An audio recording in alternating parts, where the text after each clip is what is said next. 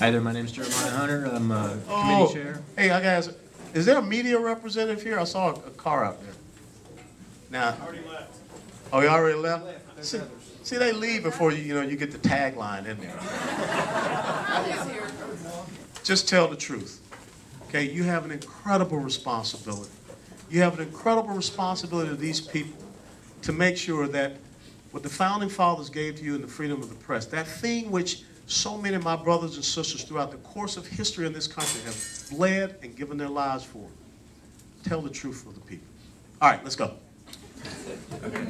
My name is Jeremiah Hunter. I'm one of the committee chairs with East Texans for Liberty. We did have quite a few questions submitted, but we're running a little bit short on time, so I just wanted to select first couple questions here. When do we have to quit? Just keep, we're trying to keep it about 10 minutes. I gotta go to bed. I'm a soldier. I like to sleep. All the way, sir. Airborne. Jeremiah, lower your mic. Thank you. There we go. My face isn't that pretty. Colonel West, first question, how would you change the rules of engagement for our military? The rules of engagement are horrific. When you tell how many people here have ever been in a firefight? Ever been in a firefight? Okay, in a firefight, basically, you got about 2, maybe 3 seconds before someone starts to lose their life. So when you have a rule of engagement that says you cannot fire until you are fired upon, you just gave the enemy the initiative, the advantage. And that is why our young men and women are not as successful as they should be. And the other thing is this. Imagine that you're up there in an Apache attack helicopter at night, 2, 3 o'clock in the morning, and you got your gun, camera. And you look down there and you see some dude on the side of a road with a shovel, and he has this little thing in a wheelbarrow or whatever, and it's cylindrical and it's got some little wires out of it, because, I mean, the granularity, they can see this stuff in great detail. He's not planting corn. Eh?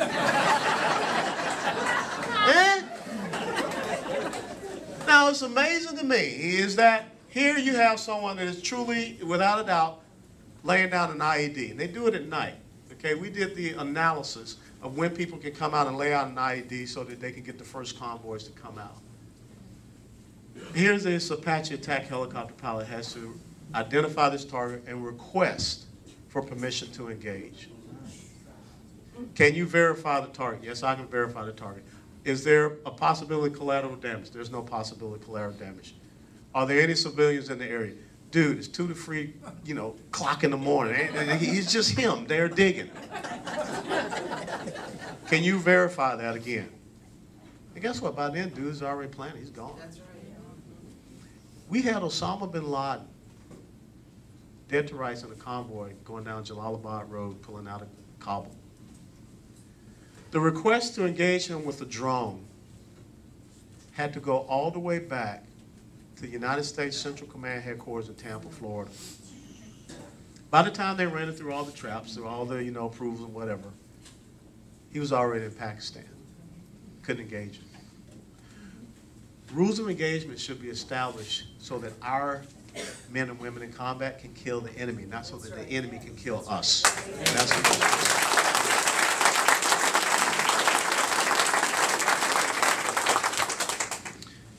Why do we elect a good person into office, and when they get to Washington, they turn to mush? Thank God I'm not in Washington anymore. Hey, look, let me tell you something. When I went up there in 2010, it's very enticing. I mean, you all of a sudden show up in a place, and if you grew up and you didn't have a lot of friends, you got a whole bunch of friends now. You don't ever have to buy yourself breakfast or lunch or dinner. You're a popular person. And for some people, it is really hard to look within themselves and remember from whence they came. That's why I believe you need term limits, so that people don't get up there and they become,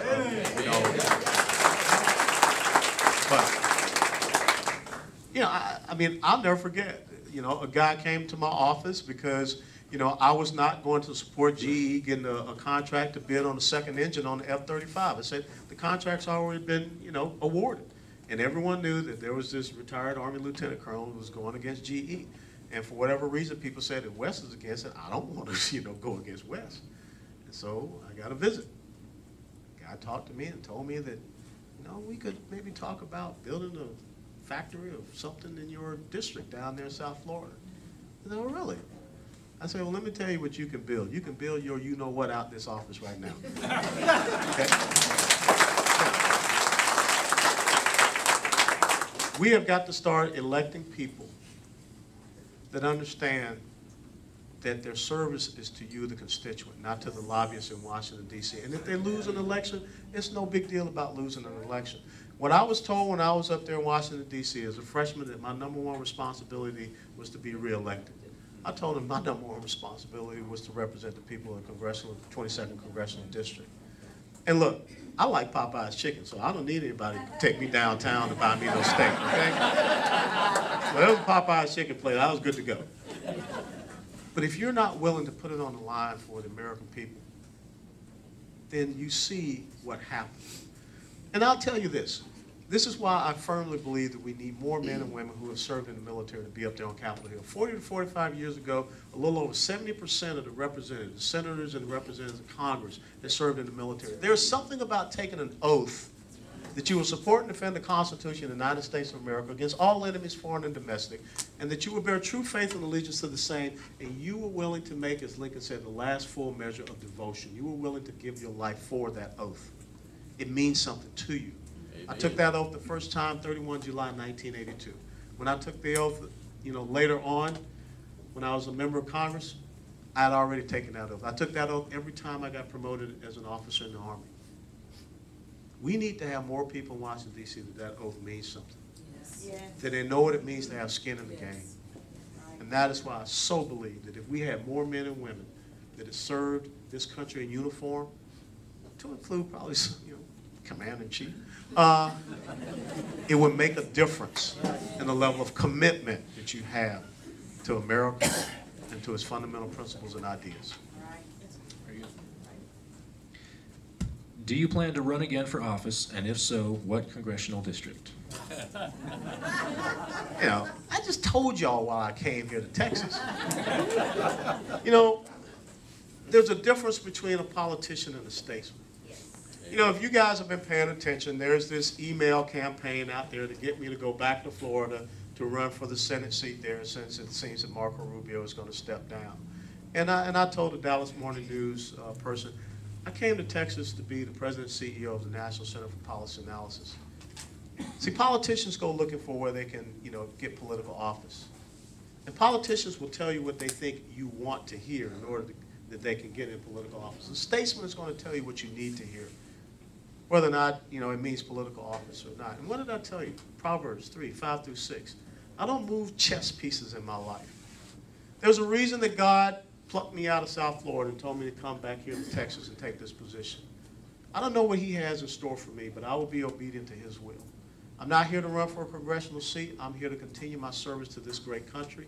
I'm here to make sure that we can restore our constitutional republic, that we can recommit to those fundamental constitutional values, and we can restore a sense of American exceptionalism and pride. To me, that's the most important thing.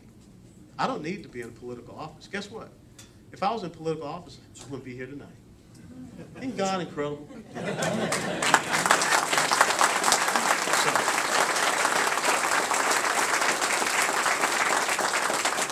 If God needs a really good street sweeper, I'll be a really good street sweeper. But right now, the most important thing is to do well where he has planted me. You know, it's a great story, and I'll close on this. You know, in D-Day, night before D-Day, everyone remember the 101st and the 82nd, you know, jumped in because they had to make sure they set the conditions for the subsequent amphibious assault. It was horrible. You saw that in the movie Band of Brothers. That documentary I read in the book.